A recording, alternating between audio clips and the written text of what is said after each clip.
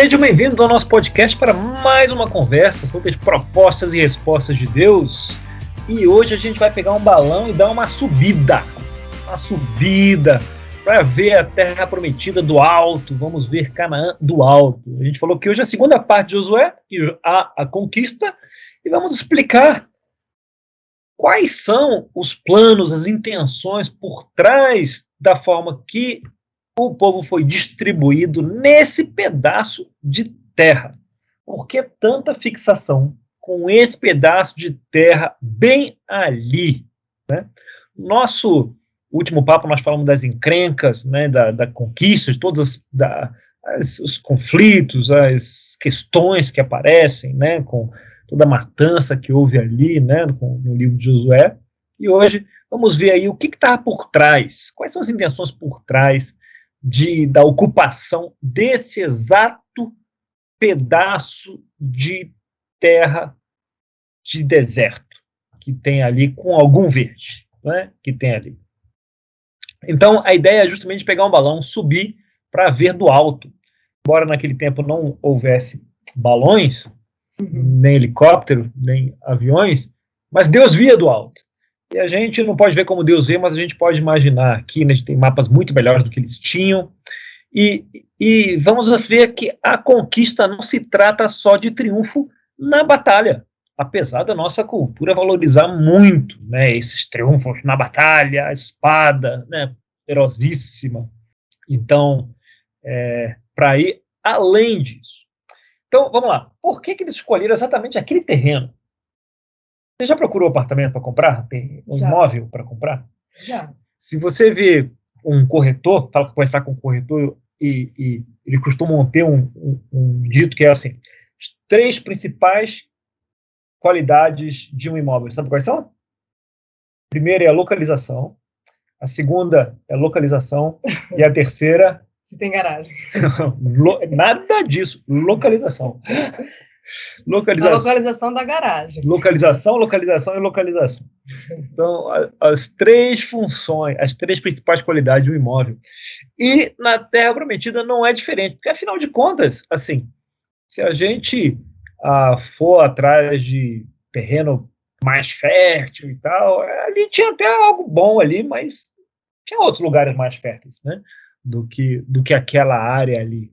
E a maior parte daquele terreno ali é deserto, né?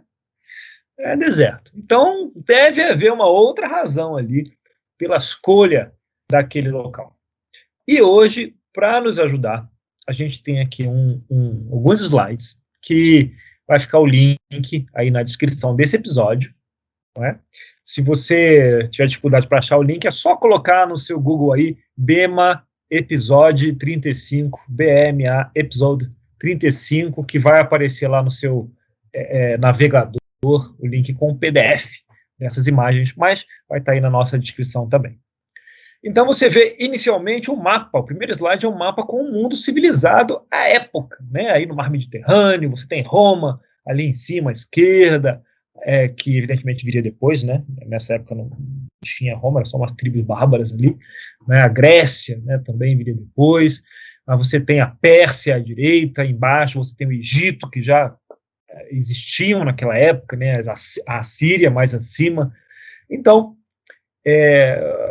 esse lugar aí, esse pedacinho de terra, onde está logo à direita do Mar Mediterrâneo, um pouquinho para baixo, esse pedacinho verde que tem ali, onde está escrito Israel. Esse lugarzinho é chamado pelos estudiosos de a encruzilhada do mundo, o cruzamento do mundo, especialmente daquele mundo antigo. Então, se você naquele mundo fosse viajar, fosse fazer comércio, né, havia uma estrada principal que ligava, né, a África, o Egito, né, ali até as civilizações da Síria, né, mais acima, que era conhecido como a Via Maris. A Via Maris, mais ou menos aí de amarelo, ali, né, no mapa, passando ali entre o Mar da Galileia e o Mar Morto. Se quiser mais detalhes, só colocar no Wikipedia aí, Via Maris, tem muita informação sobre isso. Também tem a Via do Rei, que não passa pelo mar, pelo mar é a Via Maris, que também cruza ali essa área, só que um pouco mais para o lado, né? São as principais rotas de comércio. Aí naquele tempo você teria que passar por ali. Não é? A maioria das conexões globais passavam por ali, claro, se fosse por terra, né? Se fosse por mar, não. Então, se alguém quiser ter um impacto no comércio, impacto nas culturas, está no meio de todo o Paranauê, que ia querer estar ali, naquele pedaço de terreno. Localização, localização e garagem. Garagem. Não, localização. E, naquele tempo, a garagem para guardar os camelos. Né? Aí. Então, vamos lembrar um pouco de Abraão? Qual foi a promessa que Abraão recebeu? Né? Os descendentes de Abraão iam fazer o quê? Abençoar todas as nações. Abençoar todas as nações. Então, se eles iam abençoar todas as nações, eles não podiam ficar em qualquer lugar. Não é? Afinal de contas, todas, é muita nação. Não daria para colocar o povo ali embaixo do Egito, ou ali onde está hoje Portugal, né? Lá na ponta da Península Ibérica. Não daria para fazer isso.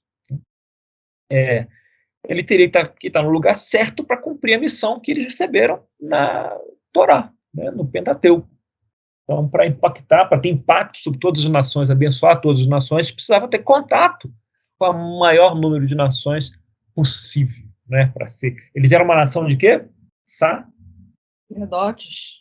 Isso, sacerdotes.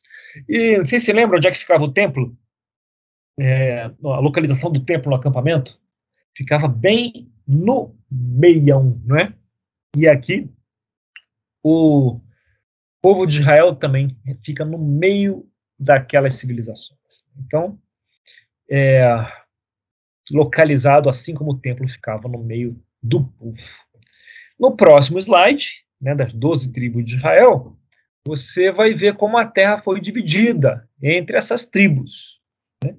E logo no slide seguinte, no terceiro, você vai ver como isso funciona. Né? Como isso funciona. Você vê esse pedaço de terra, né, dividido ali, meio com uns negócios compridos, né? Aí os coastal plains, né, as planícies costeiras, a Shepela, as montanhas de Judá, né, Judá Mountains e a Judá Wilderness, né?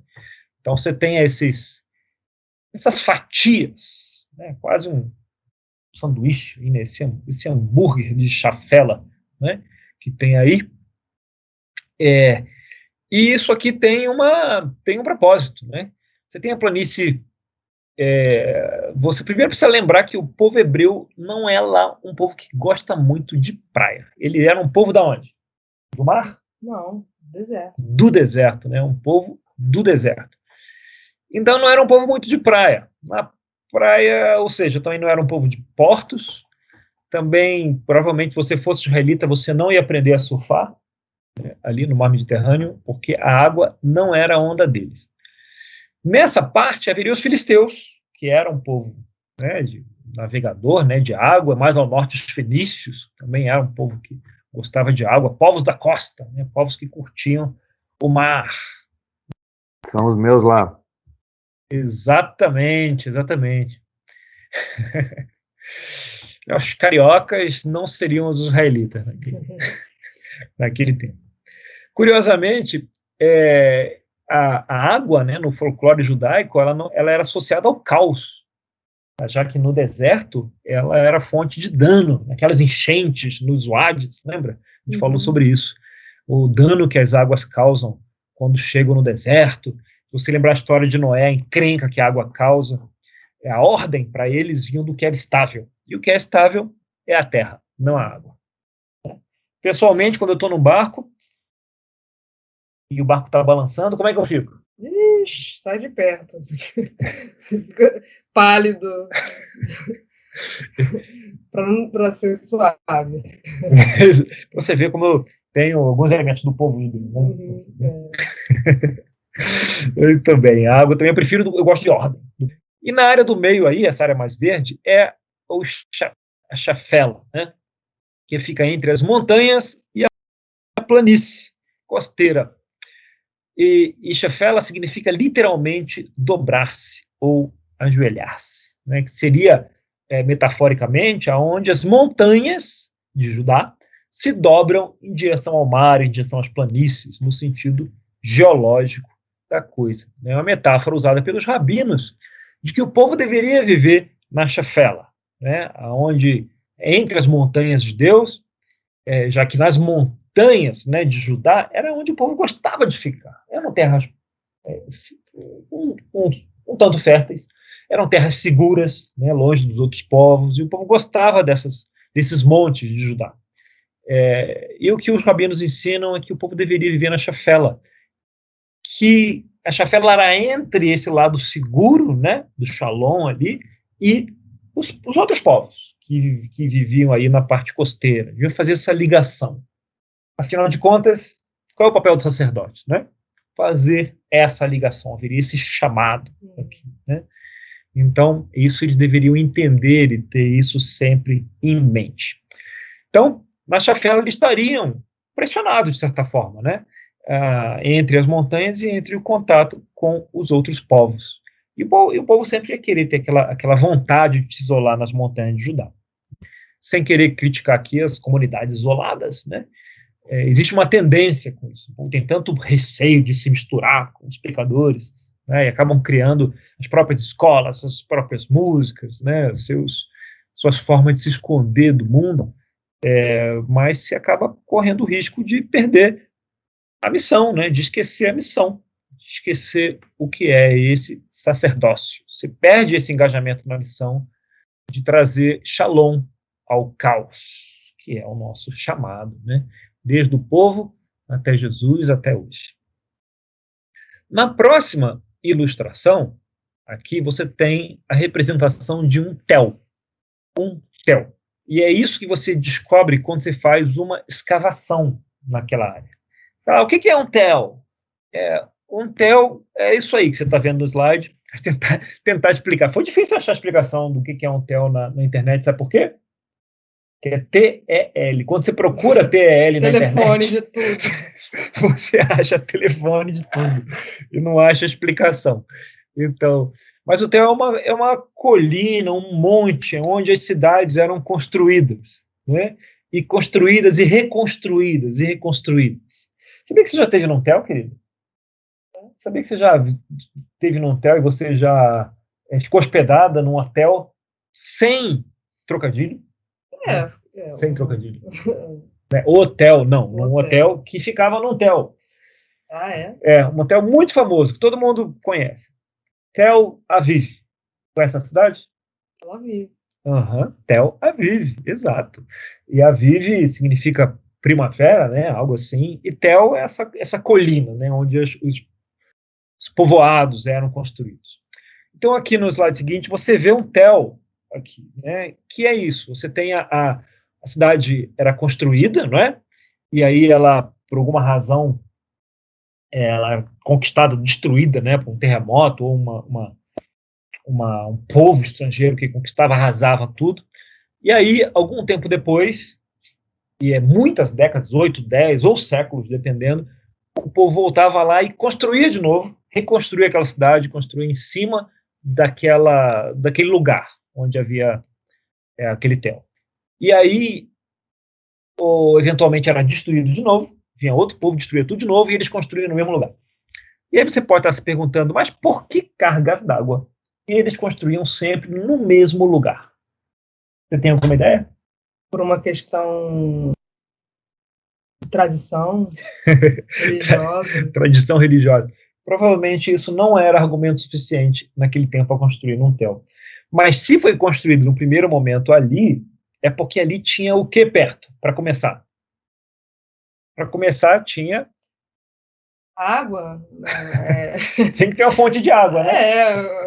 De forma que eles pudessem viver bem ali perto, né? Exato. E o que levou a civilização inicialmente a construir um tel ali, provavelmente tinha lavouras, terras aráveis em volta, mas se já foi construído, reconstruir é mais fácil, porque você tem pedras, tem material de construção, né? Há uma boa chance de ser um lugar que pode facilitar a defesa, né? E principalmente precisa ter uma fonte de água perto. Tendo isso tudo, é um bom lugar. Então, era por isso que aqueles tels, mas já foi destruído, provavelmente aquilo é um bom lugar para se construir um povoado ali em cima, e era isso que eles faziam.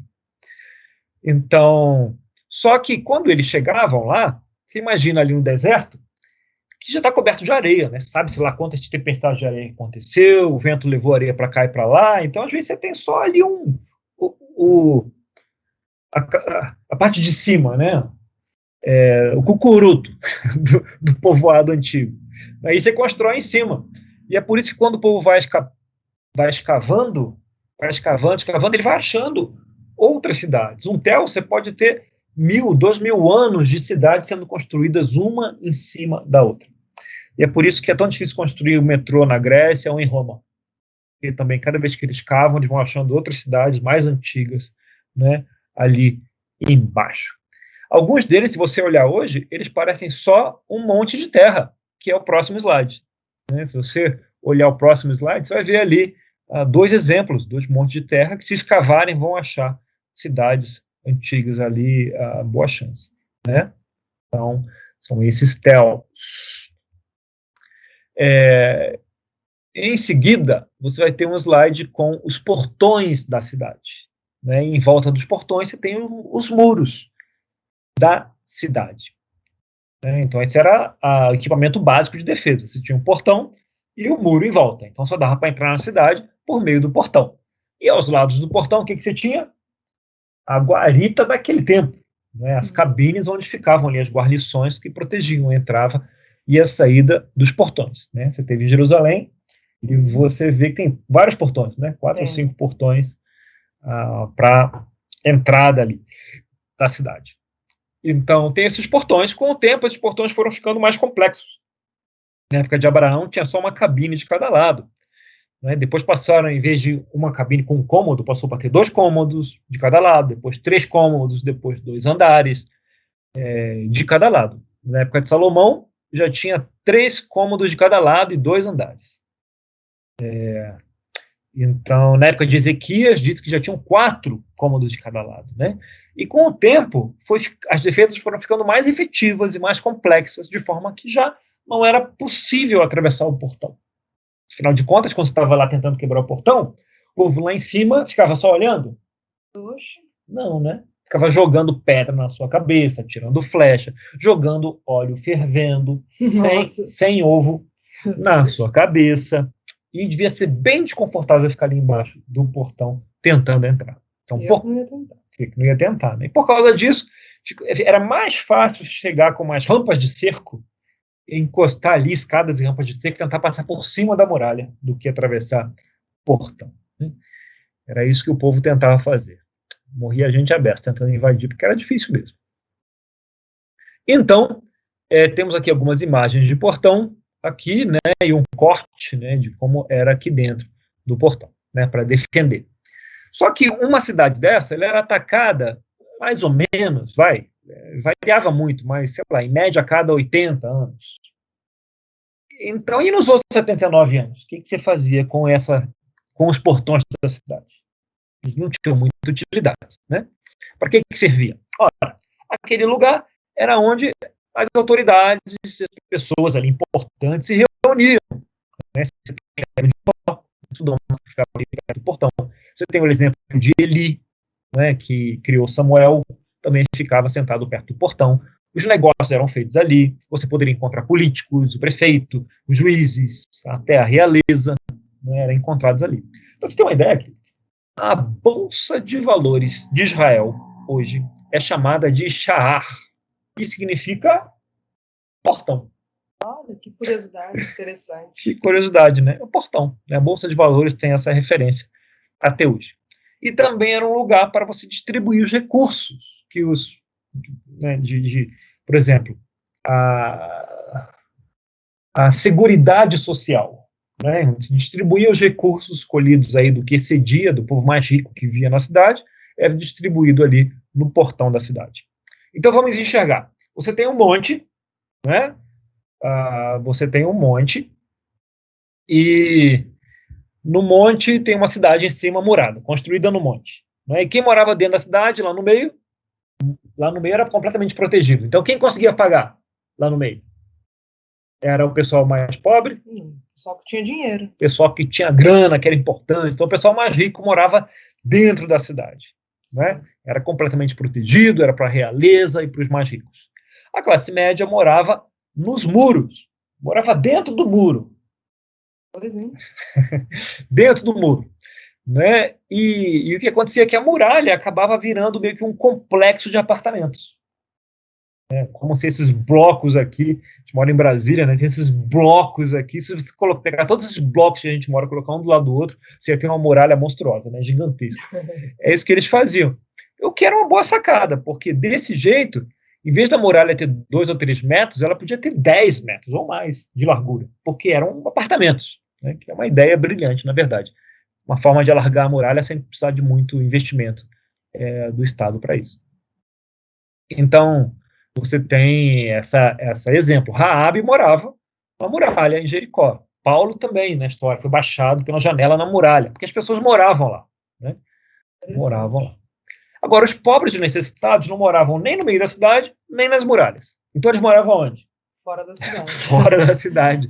Tinha uns vilarejos fora da cidade que era mais exposto, e eram chamados as filhas da cidade. As filhas. Né?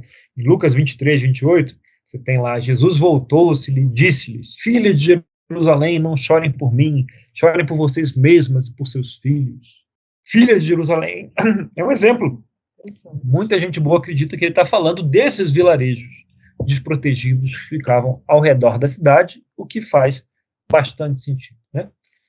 E, claro, tem os pobres, e depois dos pobres, tem os muito pobres, né? Aqueles completamente destituídos de tudo, que viviam perto da área onde saía o esgoto, né? Onde saiu o esgoto.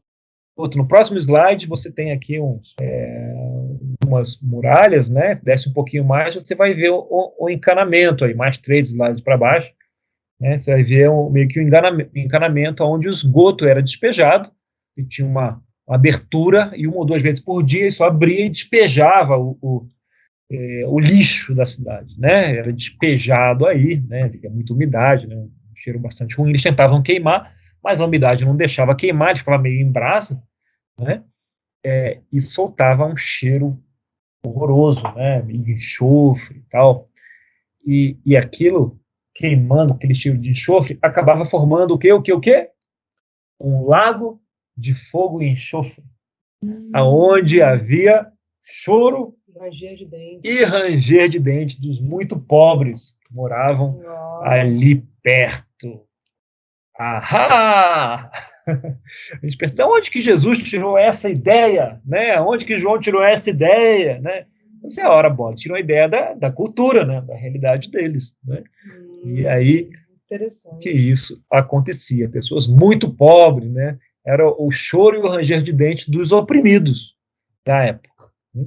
Então, cidade no monte, ricos no centro, classe média nos muros, pobres nas vilas, nas filhas, e os muito pobres ali perto das saídas, dos rejeitos da cidade. Com isso em mente, vamos lá para Mateus 5, 13 a 16. Você consegue ler, querida? Vamos lá. Só a miopia lhe permite? Não achou o óculos hoje? Vamos lá. Vamos lá. Até peguei o seu óculos aqui, no seu grau é muito diferente do meu. É que o meu grau é de quem consegue enxergar, né? Então... Vamos lá, dá um jeitinho. Mateus 5, 13 a 16. Vocês são o sal da terra, mas se o sal perder o seu sabor, como restaurá-lo? Não servirá para nada, exceto para ser jogado fora e pisado pelos homens. Vocês são a luz do mundo. Não se pode esconder uma cidade construída sobre um monte. E também ninguém acende uma candeia e a coloca debaixo de uma vasilha. Ao contrário, coloca no lugar apropriado e assim ilumina todos que estão na casa. Assim brilhe a luz de vocês diante dos homens, para que vejam as suas boas obras e glorifiquem ao Pai de vocês que está nos céus. Aonde que está a cidade mesmo? Um monte. Não se pode esconder o quê? Uma cidade construída sobre um monte. Ahá! Não se pode escolher uma cidade que exatamente, né, construída sobre um monte, né? E se você é pobre, né, tá lá nas filhas, né, ou ali, você olha para a cidade e o que a cidade representa para você? né? O que essa cidade representa? Ele falou assim, se você quer mudar de vida, né? Seria uma expectativa de futuro. Um dia eu chegarei lá. É isso, um dia eu chegarei lá, esperança, né? Um dia eu chegarei lá e vou morar lá onde o pessoal, os mais ricos moram, né? Você tem esperança de ir para lá, né? Então a cidade sobre o monte representa essa esperança, né? E também tinha outra coisa, eles iam para a cidade sobre o monte, que lá tinham os portões, e os portões eram o lugar onde havia distribuição de víveres, né? de recursos para os que tinham necessidades. Então eles iam até lá receber um pouco do que sobrava daquele pessoal mais rico de dentro, de esperança de novo, né? Eles iam lá para ter um pouco de alívio. A cidade construída sobre o monte, ela representa essa esperança. Então Jesus fala que vocês são o quê? Sal da terra, luz do mundo e cidade construída sobre o monte. Quer dizer que as pessoas que vivem no caos olham para vocês em busca de quê? Esperança, né? Esperança, de seu shalom, né, para o caos na vida de cada um. Então, Deus coloca naquele pedaço de terra, localização, o povo na encruzilhada, na encruzilhada do mundo, para que eles sejam cidade construída sobre o monte, para que os outros possam olhar para eles e saber aonde encontrar shalom, aonde encontrar esperança, né? E aí, nos últimos slides, você volta para o mapa, né? Tem um mapa aqui, quero voltar para isso. Você tem um mapa com todas as tribos nas áreas onde elas foram alocadas. Eu vou fazer uma pergunta para você. Cada espaço, cada tribo recebeu, veio com uma função associada. Ou, como a gente está dizendo aqui, veio com uma missão associada. Se você olhar para baixo do mapa, você vai encontrar a tribo de Dan. Já encontrou a tribo de Dan aí? Uhum. Logo acima da tribo de Judá. Essa tribo enorme, poderosíssima, né? A mais poderosa de todas as tribos, né? A tribo de Dan está bem ali. E a tribo de Dan, ela vai até aonde? Efraim, para cima. E na esquerda da tribo de Dan, a oeste, tem o quê? Um mar, né? Um mar, exatamente. Quem é que ficava no mar? Eram os filisteus, né? Os filisteus ficavam no mar, ali. E então, eles recebem um pedaço de terra, pequeno até. O Martin diz que dá para você... cabe numa foto. Né? O terreno da tribo ali. Se for num lugar alto, você consegue colocar numa foto a área da tribo de Dan. Então, eles estavam ali, numa área esticadinha ali, nossa tribo de Judá, e a oeste teria ali os filisteus. Então, a missão dele, seria causar impacto ali nos filisteus também, levar ali shalom para eles, que gostavam do mar.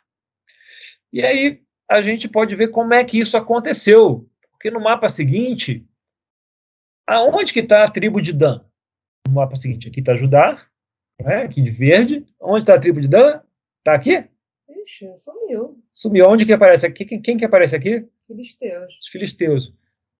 Você não está vendo, né, a tribo de Dan? Não.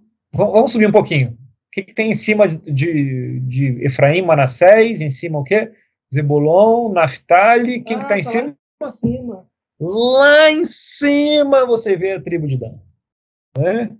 Eles ficou meio complicado aquele negócio lá, tinha os filisteus ali, ficou meio desconfortável. Eles querem saber? Vamos achar outro lugar.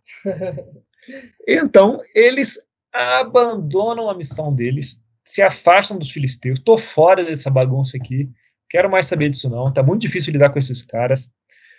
Mas, antes deles se mudarem, né, quem ficava logo embaixo deles? Judá. Onde eles foram originalmente alocados. Então, se eles tivessem problema, era só pedir ajuda para quem? Irmão de Judá. Para os irmãos mais velhos ali, né, mais fortes. Até acontece uma encrenca no livro de Juízes com Sansão, né? Parece uma treta lá com os filisteus, a tribo de Judá logo aparece. O que está pegando? O que está pegando? Não, tem um negócio aqui e tal. Já chegam logo para ver o que está acontecendo. Porque sim, a tribo de Judá, imponente, poderosa. Então ele realmente era uma tribo mais fraquinha, mais pertinho da tribo de Judá, que usava esse manto de proteção. E mais do que isso, ele está cercado por seus irmãos aí, né? Uhum. A tribo de Dan. Depois que eles se mudam, não gostam do barulho dos vizinhos, né? Os vizinhos são barulhentos ali, os filisteus se mudam e eles estão cercados por quem? Só por Naftali. Então, em vez da proteção de Judá, eles têm a proteção da poderosíssima tribo de Naftali, que nunca foi conhecida por ser tão confiável assim, né? Tão poderosa assim. E em cima você tem o quê? Tem os assírios, né? Tem os outros povos, né? Lá no norte, né? As outras civilizações. Uhum. Então, eles não podiam contar com Naftali, um lugar meio esquisito, né? Realmente estava sem os vizinhos barulhentos dos filisteus, mas a norte eles têm perto assírios, persas, gregos e qualquer outro povo que quisesse atacar por cima. Por onde que eles começariam? Por Dan. Por Dan. Por Dan. E olha o que acontece. Vulnerável, né? Exato. Aquele lugar, Dan é atingido tantas vezes, pelos exércitos que vinham de cima mesmo, né? Que basicamente a tribo desaparece. Ela nem é citada, ó, em Apocalipse 7, no verso 4, diz assim: então ouvi o número dos que foram selados, 144.000 de todas as tribos de Israel. 5. Da tribo de Judá foram selados 12.000, da tribo de Ruben, 12.000, da tribo de Gade, 12.000, da tribo de Aser, 12.000, e assim vai, até Benjamim, da tribo de Benjamim, lá no fim, 12.000. E Dan não aparece. Tadinho de Dan. Desaparece. Um nome tão bonito, né? Pois é. E desaparece. Então a gente tem nesse episódio essa questão, né, de um povo que foi localizado no cruzamento das civilizações para representar uma cidade construída no monte. E esse povo tinha uma missão. Tem uma missão, né? O povo de Deus. De levar Shalom aos outros povos. Ele estava bem localizado para isso. E no meio desse povo, você tem um exemplo de uma tribo que tinha uma missão ali, né? Mas que abandonou a missão dela. Que abandonou, se mudou para outro lugar, lá para o norte, tinha nada a ver ficar lá. E no fim das contas, no fim do arco todo, da história que Deus conta, lá em Apocalipse, essa tribo nem é encontrada, ela desaparece. Leva a pensar sobre a importância do chamado de Deus. Uhum, verdade. E o que pode acontecer quando esse chamado é abandonado, né? Deus chama cada um de nós a cumprir o papel que Ele nos deu, né, como indivíduos, famílias, comunidades, igrejas, subculturas, para influenciar, levar Shalom ao caos. E dos riscos que há quando a gente não tenta cumprir esse chamado. Não foi Deus que destruiu o Dan. O Dan que se colocou, ao não cumprir a missão, ele se colocou numa posição vulnerável, né? Exato, extremamente vulnerável, que é onde a gente se coloca, quando se afasta do chamado de Deus, para o Shalom que Ele quer compartilhar. Importante estudar geografia, né? Muito interessante. Então, com essa aulinha de geografia aqui, a gente encerra o nosso papo direto de hoje. Se quem quiser um pouquinho de discussão, fique um pouco mais. Se não, até a nossa próxima conversa, que deve ser daqui a 2 semanas. Se você está acompanhando ao vivo, daqui a 2 semanas. Se não, ignore isso que eu falei.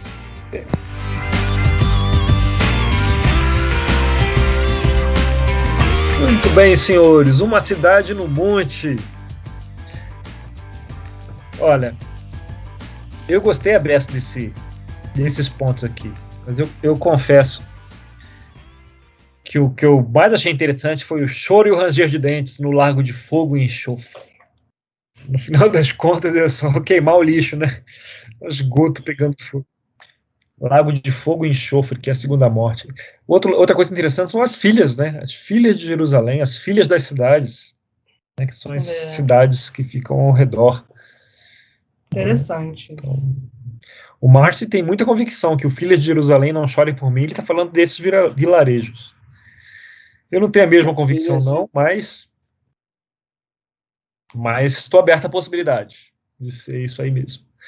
Também falo, né, sobre lá, principalmente em Ezequiel, acho que Ezequiel 16, ele fala muito sobre as minhas filhas e suas irmãs também. Aí ele fala sobre Sodoma e Gomorra e vai falando dessa forma, né? Uhum. Das cidades, né? Sim. Em volta. Não sei se a gente já falou isso aqui, né? A gente conheceu um Tel lá em Israel, realmente numa colina mesmo, né? Disse que foi destruído 70, 80 vezes, né? Até que desistiram de reconstruir. Acho que esse não era atacado a cada 80 anos, não, devia ser atacado a cada 10 anos. Mas realmente o negócio era alto. Escavar, escavar, escavar. Deve ser um negócio interessante ficar cavando isso, né? Deve, inclusive, encontrar as divisórias de cidade, né? Quando era uma cidade, quando deixou de ser e agora é outra. Você vai cavando, vai afundando assim, parece uma cidade que tinha essa altura. Literalmente. E às vezes é curioso que você sobe em alguns lugares lá e você vai olhando para baixo, né? Porque a cidade está embaixo, assim, né? Como se você está no chão, mas aí você olha assim, 3, 4 metros para baixo que tem as bases de pedra, né? As divisórias das paredes, das casas. Né? Raramente está assim no ar. Até porque os terremotos derrubam de vez em quando. Né? Então, muita coisa está para baixo mesmo. É interessante. Claro que depois do oitavo, para você que não conhece, parece tudo igual, né? É igual a igreja em Ouro Preto. Você não conhece a história, depois da quinta, sexta, sétima, você, tá bom. Era de ouro, tá bom, tá bom. Período barroco. Né não, Rodrigo? Até a terceira, a quarta vai lá. Né? Exatamente. É engraçado os guias, eles falam, começam falando assim, depois eles falam, geralmente assim, eles sabem tudo de história e pouco de português, é muito divertido. Mas eles falam com a convicção, entendeu? Que vale tudo. E quem é que vai contra-argumentar? Não. E também, se você interromper, Rodrigo, o que acontece? Não dá, nunca vi ninguém fazer, mas eu acho que ele vai ficar bravo. Não, você nunca viu ninguém fazer? Você não conhece meu pai, então. Eu fui lá visitar lá, meu pai interrompia ele para fazer um comentário, aí ele ficava olhando assim, e agora? Aí ele tinha que começar de novo. Aqui, você perdeu a referência dos fenícios, é porque nós somos descendentes de libanês, rapaz. Aham! A gente tá lá, o pé no mar. A gente tá. É verdade. A gente tá lá com os primos. Os primos. O Rodrigo Ierria e Daniel Gesine, que é descendente de libanês, dos fenícios. Claro. Quer dizer, que são os netos dos fenícios. No meu caso, eu tenho certamente sangue fenício, árabe, judeu, tudo misturado. É um grande shalom. Fazer essa bagunça toda aqui.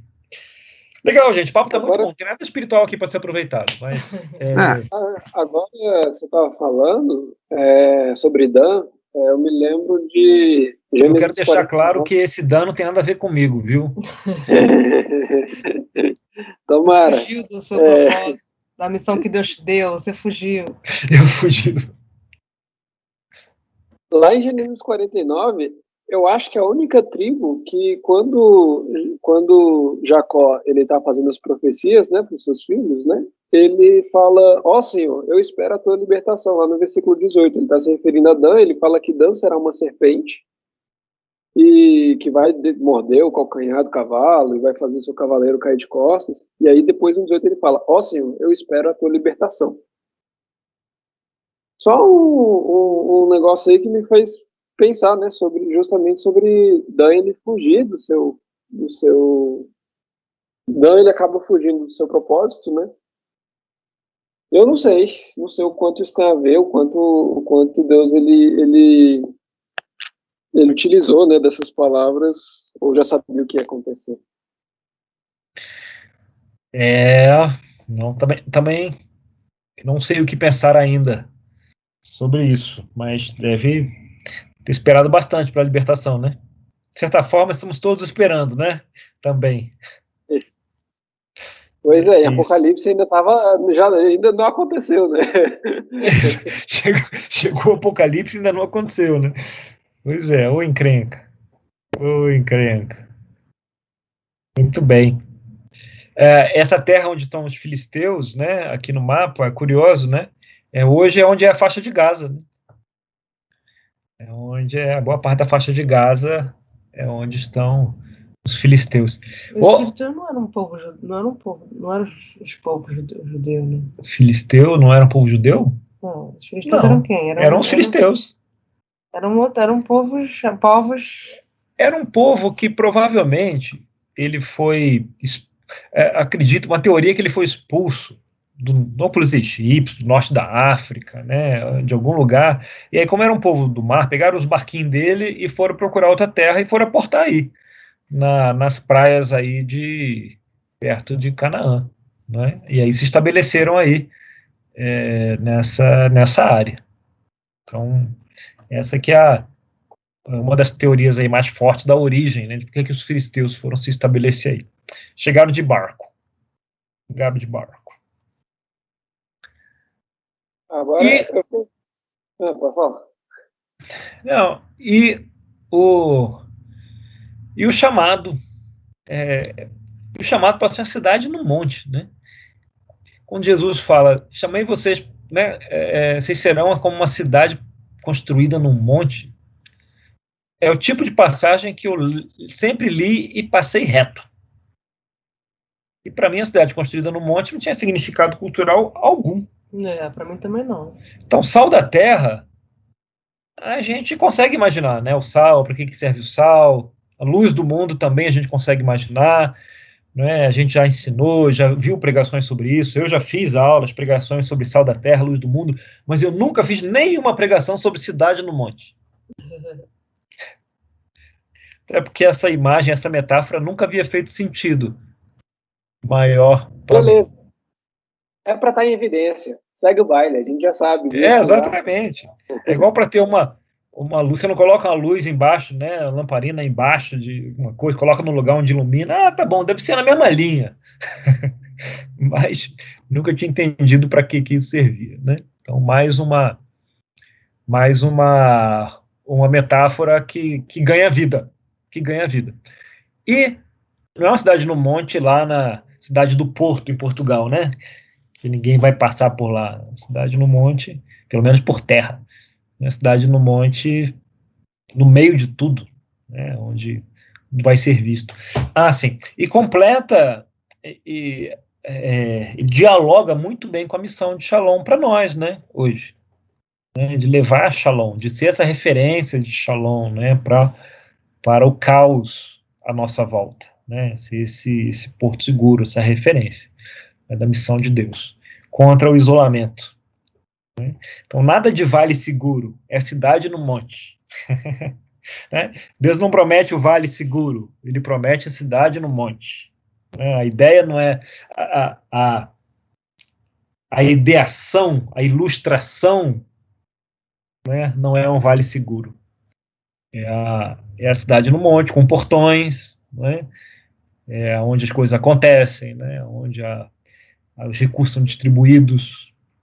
Então, parte da nossa cultura sonha com o vale seguro, mas em momento algum a metáfora, a sombra, né, a ideia é do vale seguro, mas da cidade, do monte.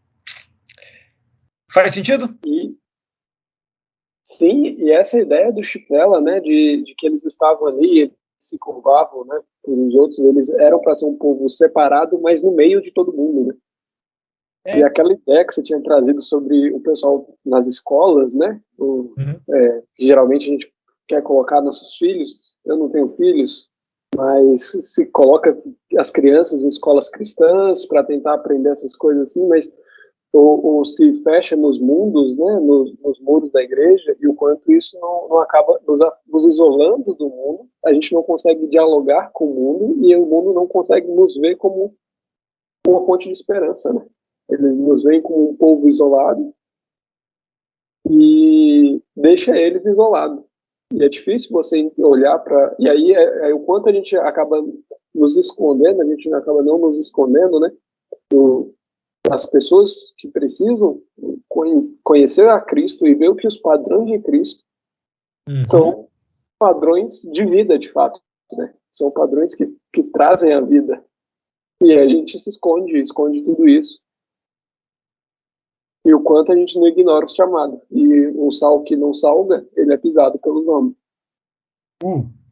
Excelente, muito bem. Muito bem.